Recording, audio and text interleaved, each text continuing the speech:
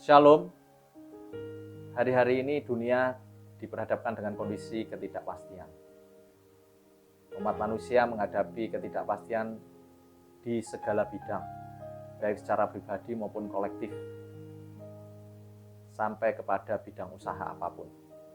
Pandemi telah berjalan selama kurang lebih 1 tahun, dan hari-hari ini sedang digalakkan vaksinasi di berbagai negara termasuk di Indonesia. Namun belum ada kepastian mengenai kapan pandemi ini akan berakhir. Dan situasi ini menimbulkan ketidakpastian yang lain. Tentu situasi ini membuat kita semua tidak nyaman. Ketidakpastian selalu membuat ketidaknyamanan. Karena itu sering kita membuat rencana-rencana jangka pendek, jangka menengah, jangka panjang yang tujuannya untuk memprediksi apa yang akan terjadi di depan berdasarkan data-data yang kita miliki hari ini. Ini bukan ramalan, karena prediksi, estimasi, ataupun rencana ini berdasarkan data yang kita miliki hari ini dan kita olah, lalu kita berusaha melihat tren kecenderungan yang akan datang. Ini dilakukan untuk mendapat gambaran apa yang akan terjadi di masa depan dan mengurangi ketidakpastian, walaupun ketidakpastian itu tetap ada. Agar sebuah prediksi atau estimasi itu dapat dilakukan, maka kita membuat asumsi, kondisi, dan syarat-syarat.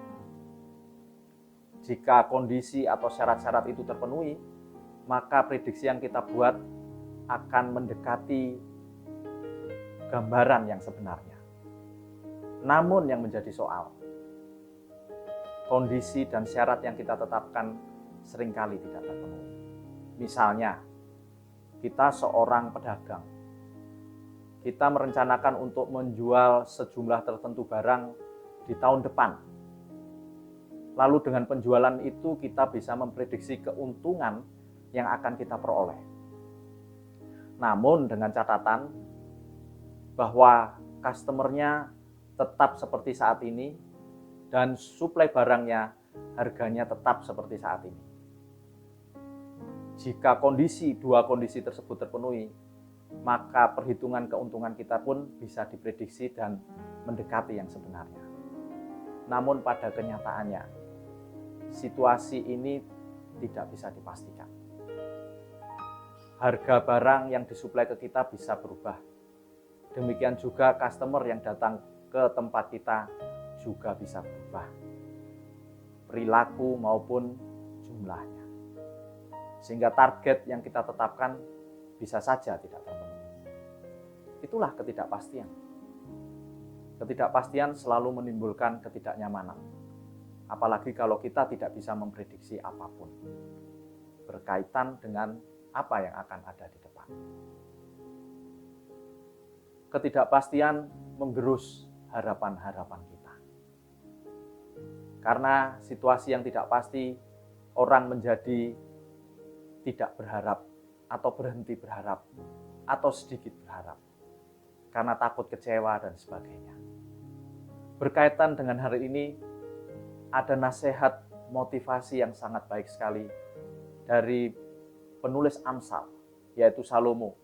Di dalam Amsal pasal yang ke-23, ayat yang ke-18, dikatakan demikian, karena masa depan sungguh ada, dan harapanmu tidak akan hilang. Ini adalah suatu motivasi yang memberikan kepada kita semangat untuk meyakini bahwa masa depan itu memang tetap ada, sungguh ada, dan harapan-harapan kita pasti akan terlaksana. Dalam situasi seperti ini, kita memerlukan motivasi yang menguatkan kita. Setidaknya ada beberapa hal yang dapat kita pahami dari ayat ini. Salomo adalah seorang raja yang bijaksana, yang cerdas. Dia juga seorang abdi Allah yang diurapi oleh Tuhan. Sehingga saya percaya apa yang ditulis di sini diilhamkan oleh Roh, selain juga berdasarkan dari pengamatan-pengamatannya sendiri. Apa yang ditulis di sini berdasarkan pengalaman hidupnya, berdasarkan ilham dari Roh Kudus. Ya, setidaknya ada beberapa hal yang kita bisa pahami dari ayat ini. Bahwa segala sesuatu selalu bergerak ke depan. Tidak ada yang bergerak ke belakang. Karena waktu selalu bergerak ke depan. Apa yang kita mulai hari ini atau yang kita mulai di hari yang lalu akan bergerak ke depan. Sampai kepada suatu titik di masa depan. Segala sesuatu selalu menuju ke depan. Dan segala sesuatu selalu ada awal, ada akhirnya. Yang kita awali hari ini pasti akan berhenti di masa depan. Tidak ada satupun di dunia ini yang tidak ada awal dan akhirnya. Hanya Allah saja yang tidak ada awal dan tidak akhirnya. Karena itu dia sendiri yang menjadi awal dan yang akhir. Tapi untuk yang lain, segala sesuatu di dunia ini ada awal dan akhir. Dan jarak di antara awal dan akhir itulah disebut sebagai masa atau periode. Atau dengan kata lain dapat dikatakan bahwa untuk segala sesuatu ada masanya. Di dalam kitab Pengkhotbah, pasal yang ketiga, ayat yang pertama dikatakan untuk segala sesuatu ada masanya. Untuk apapun di bawah langit ada waktunya. Ada masa dan ada waktu. Ada kesempatan, ada momentum. Dan ada urutan waktu yang kita ada di dalamnya. Ada waktu untuk lahir, ada waktu untuk meninggal, ada waktu untuk menanam, ada waktu untuk mencabut yang ditanam, dan seterusnya. Tidak mungkin satu kejadian tidak ada awal, tidak ada akhirnya. Karena semua berada di dalam batasan masa. Tidak mungkin seorang petani hanya menanam terus. Ada kesempatan untuk menanam, tapi kemudian dia akan berhenti menanam dan menunggu kesempatan untuk menuai hasilnya. Tetapi tidak mungkin terus-menerus menuai. Dia harus menanam lagi. Jadi setiap hal di dunia ini ada kesempatannya dan selalu berganti dan berganti. Demikian juga di dalam kehidupan kita. Ada saat kita berada dalam situasi senang. Ada saat kita berada di dalam suatu situasi susah. Ada saat kita berada di atas, ada saat berada di bawah. Semua silih berganti di dalam kehidupan kita. Dari ayat-ayat ini kita pahami bahwa ketika kita berada di dalam kondisi yang rendah di dalam hidup kita, kita melihat harapan bahwa ini tidak akan berlangsung terus-menerus.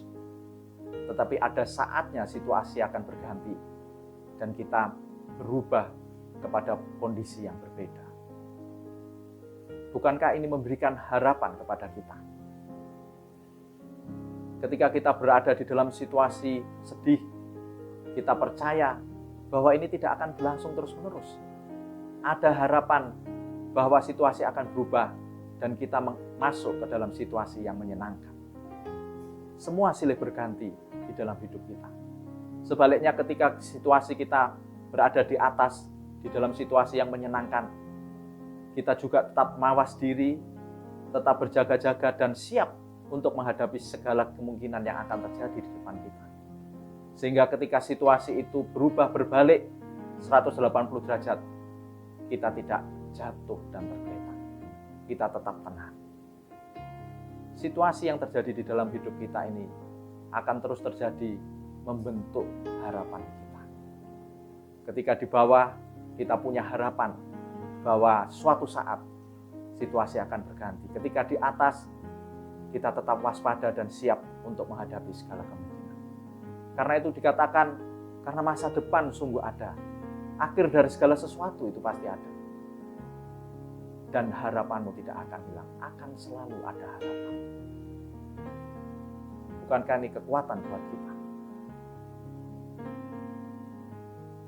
Harapan kita muncul juga karena kita melihat apa yang terjadi di waktu yang lalu. Apa yang kita alami di waktu yang lalu. Keberhasilan di waktu yang lalu. Keberhasilan di situasi sulit di waktu yang lalu. Memberikan harapan kepada kita bahwa situasi sulit yang kita hadapi hari ini juga akan berakhir dengan kemenangan. Seorang anak sekolah yang hari-hari ini sedang menghadapi ujian. Dia tahu apa yang harus dilakukan hari ini berkaca dari hari-hari yang lalu. Di waktu yang lalu, dia berhasil menghadapi ujian dengan mempersiapkan diri sebaik mungkin. Belajar dengan tekun. Dan kemudian di waktu yang lalu juga, dia berhasil mengatasi ujian itu dan mendapatkan nilai yang baik. Hari ini ketika dia menghadapi ujian, dia juga menggunakan cara yang digunakan di waktu yang lalu. Dia belajar dengan tekun, dengan baik, dan dia punya harapan bahwa nanti ujian yang dilakukan hari-hari ini juga berhasil dengan baik. Cara ini juga akan digunakan oleh dia ketika dia menghadapi ujian di waktu yang akan datang. Dan sama dia juga punya harapan akan mendapatkan hasil yang baik. Harapan kita dibentuk juga oleh pengalaman masa lalu kita. Oleh pengetahuan yang kita peroleh dari masa lalu. Semakin banyak pengalaman kita di masa lalu, baik pengalaman pribadi, baik pengalaman bersama dengan Tuhan, akan membentuk harapan kita untuk mampu menghadapi situasi hari ini dan memperoleh kemenangan di masa depan. Karena itu di dalam Amsal pasal yang ke-24 ayat yang ke-14 dikatakan, ketahuilah demikian hikmat untuk jiwamu, jika engkau mendapatnya, maka ada masa depan dan harapanmu tidak akan hilang. Harapan kita muncul ketika kita mempunyai pengetahuan, pengalaman, hikmat yang berkaitan dengan masa lalu. Membuat kita memiliki harapan-harapan untuk masa depan. Harapan kita akan selalu ada ketika kita berpikir bahwa situasi yang kita hadapi hari ini tidak akan terus berlangsung seperti ini. Pasti akan berakhir dan berganti di masa depan. Dan yang kedua, harapan akan selalu ada ketika kita mengingat pengalaman di masa lalu bersama dengan Tuhan yang telah memberikan keberhasilan kepada kita. Masa depan sungguh ada dan harapanmu tidak akan hilang. Ini adalah harapan yang dibangun oleh pengalaman-pengalaman, pengetahuan-pengetahuan bersama Tuhan di masa yang lalu. Abraham adalah contoh tokoh iman tentang pengharapan dan iman yang teguh kepada Tuhan. Abraham menerima janji Allah ketika dia dipanggil keluar dari negeri Ur. Kita akan baca di dalam Kejadian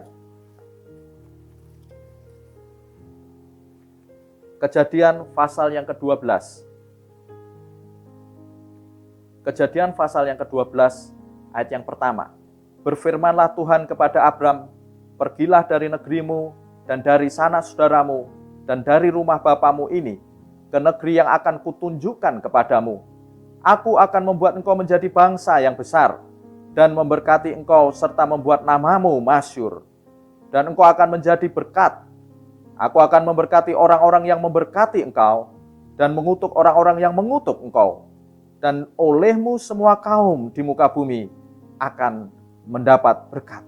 Ini adalah janji yang diberikan kepada Abraham ketika Abraham keluar dari tanah kelahirannya, yaitu negeri Ur. Salah satu janjinya adalah akan menjadikan Abraham sebagai bangsa yang besar. Itu berarti Abraham harus mempunyai keturunan.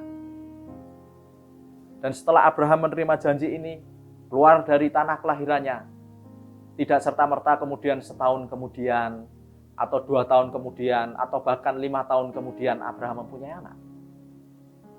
Tidak ada informasi seperti itu di dalam Alkitab ini. Tidak. Normalnya, kalau orang sudah menikah dan sebagainya, hanya jeda beberapa saat memiliki anak. Memang ada yang tidak dengan cepat. Tapi coba kita lihat Abraham ini. Janji Allah kepadanya dikatakan bahwa dia akan menjadi bangsa yang besar. Berarti dia memiliki keturunan. Tapi itu tidak terjadi di 1 tahun, 2 tahun, 3 tahun, 5 tahun. bahkan 10 tahun kebersamaannya dengan Sarah. Tidak terjadi dengan cepat. Ayat 4 saya lanjutkan membaca. Lalu pergilah Abraham seperti yang difirmankan Tuhan kepadanya. Dan Lot pun ikut bersama-sama dengan dia. Abraham berumur 75 tahun ketika ia berangkat dari Haran. Abraham membawa Sarai istrinya dan Lot anak saudaranya dan segala harta benda yang didapat mereka dan orang-orang yang diperoleh mereka di Haran. Mereka berangkat ke tanah Kanaan lalu sampai di situ. Ada informasi di situ bahwa Abraham meninggalkan Haran pada usia 75 tahun. Dia menerima janji Tuhan, dia pergi pada usia 75 tahun. Dan kita semua tahu ceritanya. Abraham tidak segera memiliki anak, bahkan sampai Sarah mengambil langkah sendiri dan memberikan pembantunya Hagar kepada Abraham untuk menyambung keturunan. Tapi apa yang terjadi? Itu bukan keturunan yang dikehendaki oleh Tuhan, yang dimaksud oleh Tuhan. Kita baca penggenapan tentang janji Allah kepada Abraham di dalam Kejadian pasal yang ke-21. Tuhan memperhatikan Sarah seperti yang difirmankannya, dan Tuhan melakukan kepada Sarah seperti yang dijanjikannya. Maka mengandunglah Sarah, lalu ia melahirkan seorang anak laki-laki bagi Abraham dalam masa tuanya, pada waktu yang telah ditetapkan sesuai dengan firman Allah kepadanya. Abraham menamai anaknya yang baru lahir itu Ishak, yang dilahirkan Sarah baginya. Kemudian Abraham menyunat Ishak anaknya itu ketika berumur 8 hari seperti yang diperintahkan Allah kepadanya. Adapun Abraham berumur 100 tahun ketika Ishak anaknya lahir baginya. Bayangkan, Allah berjanji pada saat Abraham umur 75 tahun. Dan kemudian janji Allah itu digenapi pada saat Abraham umur 100 tahun. Abraham menunggu 25 tahun dengan sabar dan setia akan kegenapan janji Allah. Di dalam surat Roma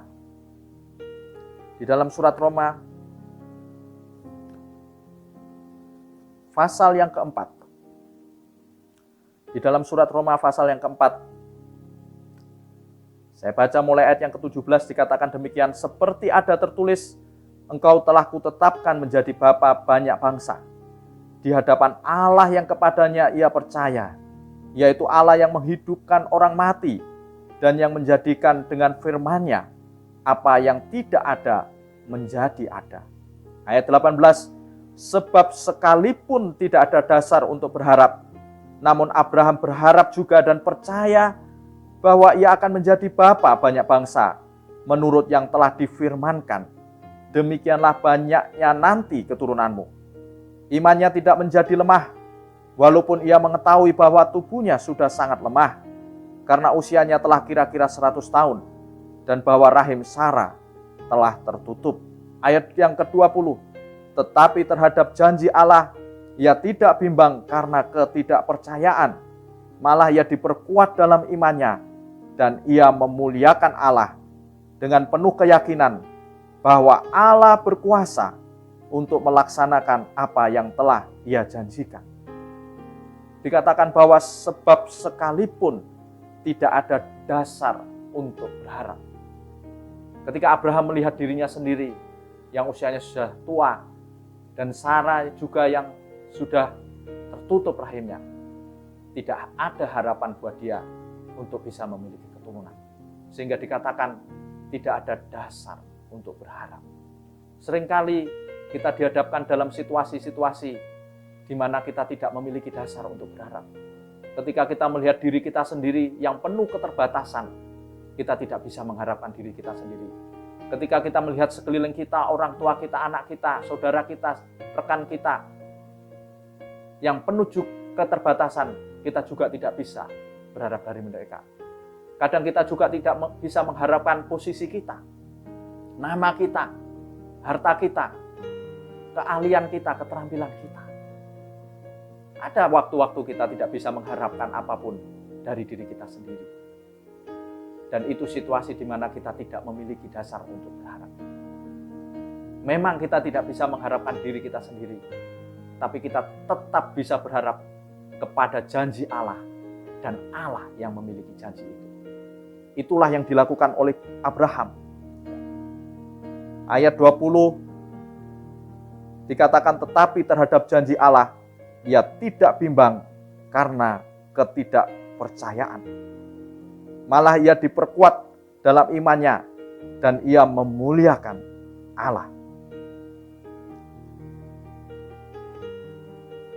Ayat 18, sebab sekalipun tidak ada dasar untuk berharap, namun Abraham berharap juga dan percaya. Kuncinya adalah berharap dan percaya. Kita tidak bisa mengharapkan sesuatu yang kita tidak percayai. Itu sia-sia. Atau kita percaya akan sesuatu, tetapi kita tidak mengharapkannya.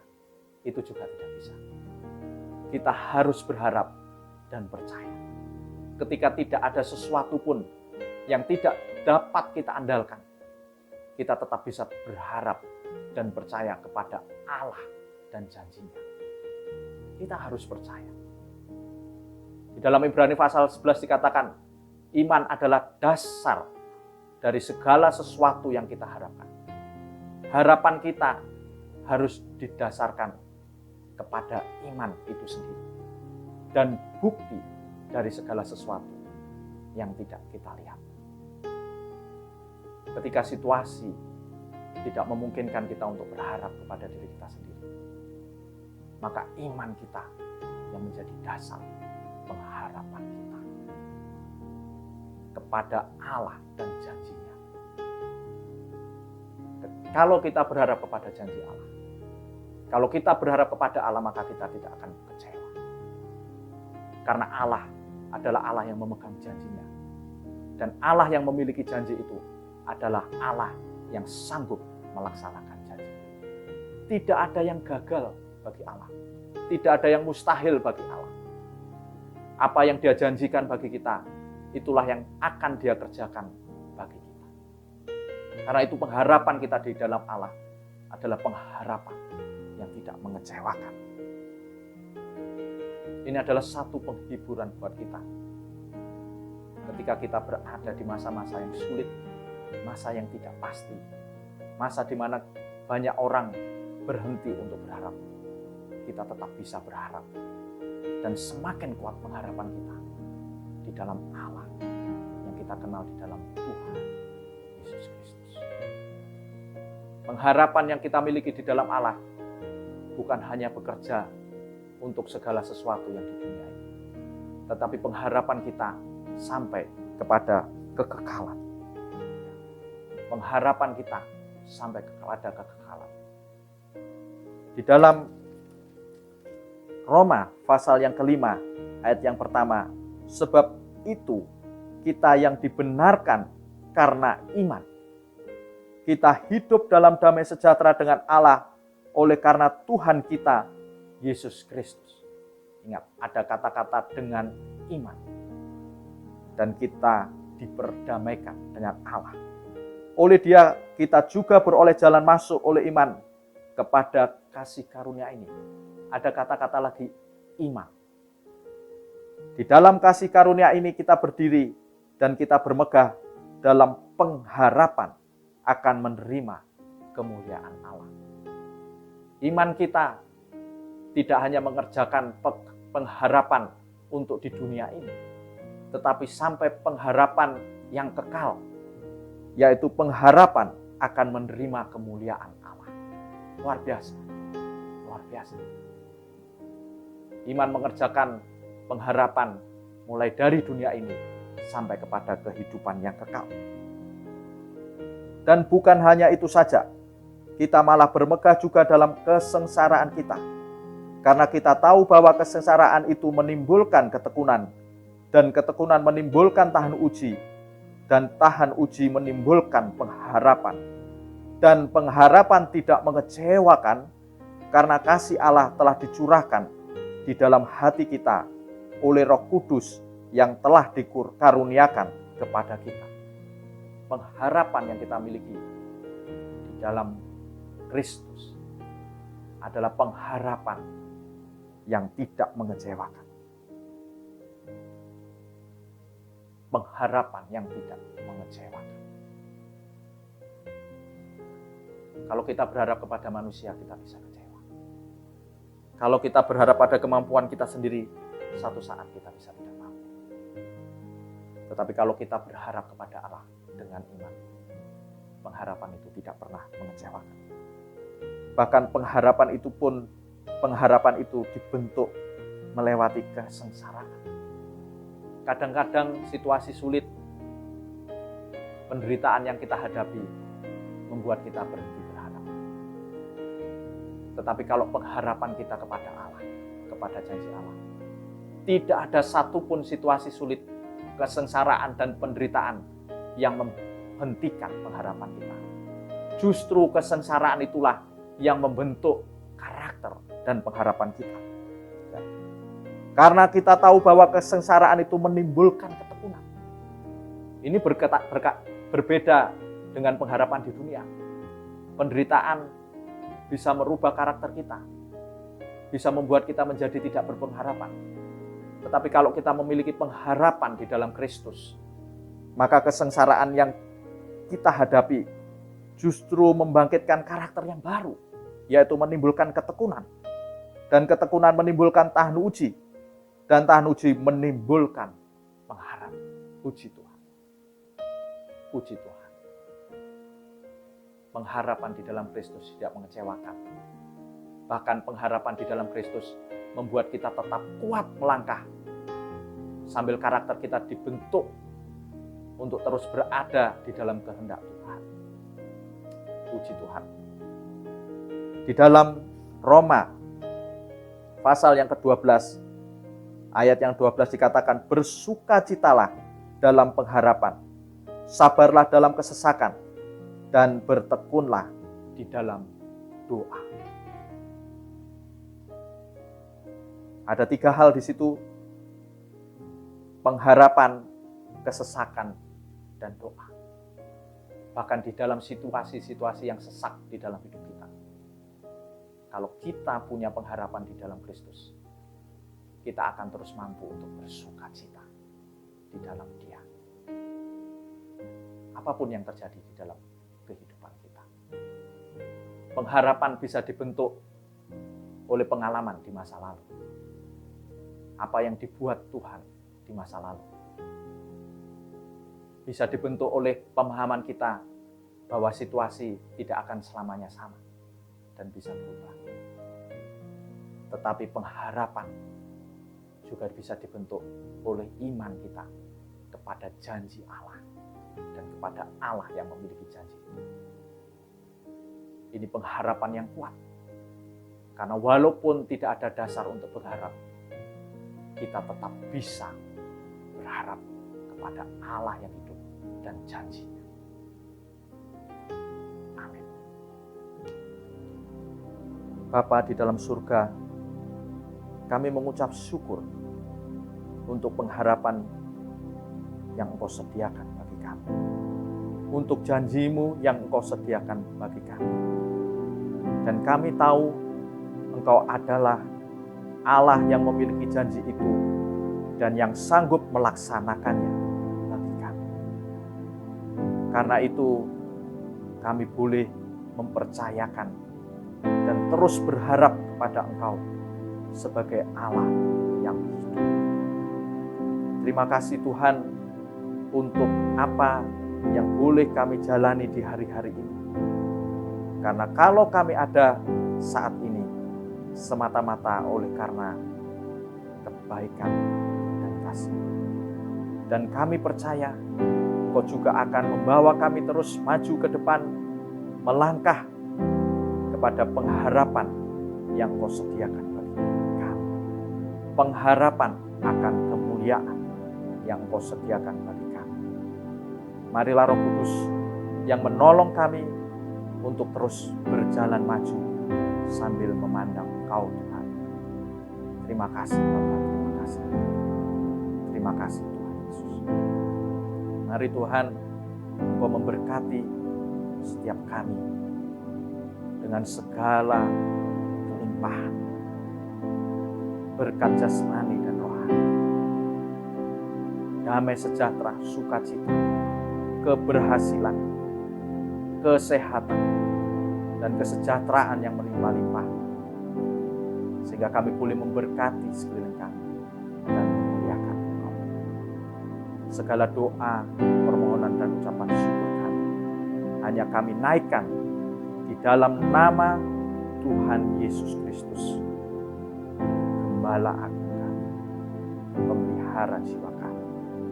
Haleluya. Amin.